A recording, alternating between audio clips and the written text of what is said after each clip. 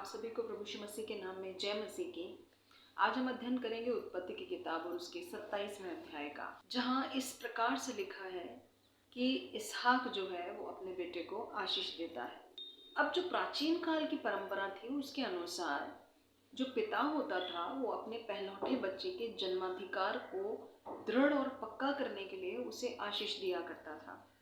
ये आशीर्वाद प्रतिज्ञा और परमेश्वर की कृपा की भविष्यवाणी के रूप में दोनों ही तरीके से माने जाते थे। इसहाक जानता था कि परमेश्वर एसाव को नहीं लेकिन याकूब को पहलौठे पुत्र होने की आशीष देना चाहते हैं, लेकिन फिर भी इसहाक एसाव को आशीषित करना चाहता था।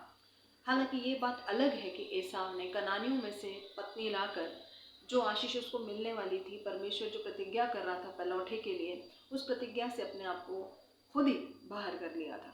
इसहाक ने अपने बड़े बेटे एसाव से कहा कि मैं चाहता हूँ कि मैं तुझे जी से आशीष दूँ मरने से पहले, इसलिए तू शिकार लेकर आ और मेरी पसंद का भोजन पका और तब मैं तुझे जी खोल कर आशीष दूंगा।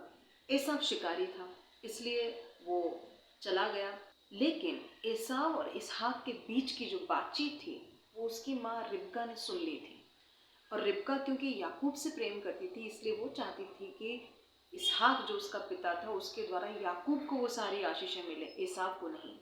इसलिए उसने धोखे से याकूब को उस बात के लिए मना लिया कि वो अपने पिता से एसाव के बदले में सारी आशीषें खुद ले ले।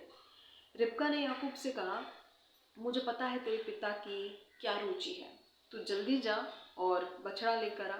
मैं तेरे पिता की रुचि के अनुसार भोजन बनाऊंगी और तू एसाव बनकर पिता के पास जाना और वो तुझे आशीषित करेगा। रिबका ने बड़ी ही चालाकी के साथ एसाव के कपड़े याकूब को पहना दिए और जिस बकरी के बच्चे को उन्होंने पकाया था उसकी खाल याकूब की गर्दन और उसके हाथों पर लपेट दी, क्योंकि एसाव रोएदार पुरुष था। इसहाक अपनी उम्र के कारण काफ़ी बूढ़ा हो गया था और उसे धुंधला देख पड़ता था।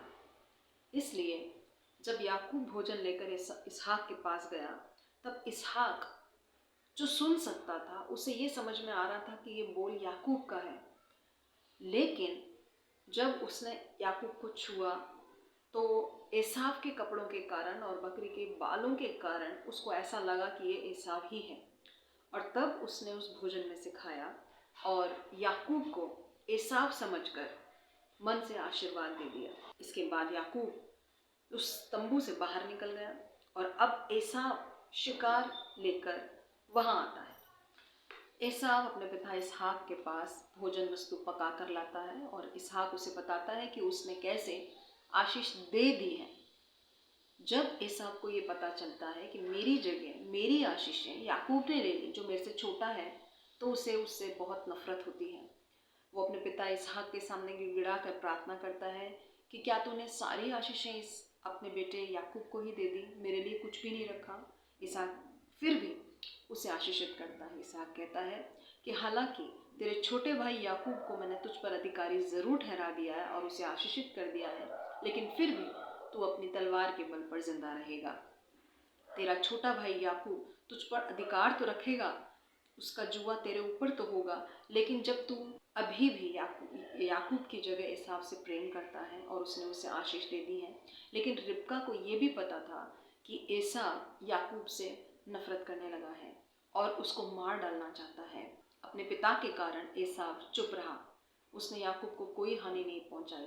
लेकिन रिबका जो इस चीज़ से वाकिफ थी कि जब भी मौका मिलेगा एसाव याकूब को मार डालेगा, इसलिए रिबका ने याकूब को अपने भाई लबान के यहाँ पर भगा दिया, जिसके कारण वो ये सोच रही थी कि हो सकता है कुछ समय निकल जाने के बाद एसाव का गुस्सा शांत हो जाए और वो अपने भाई का बैरी ना रहे, और तब वो उसे वापस लबान के यहाँ से बुलवा लेगी।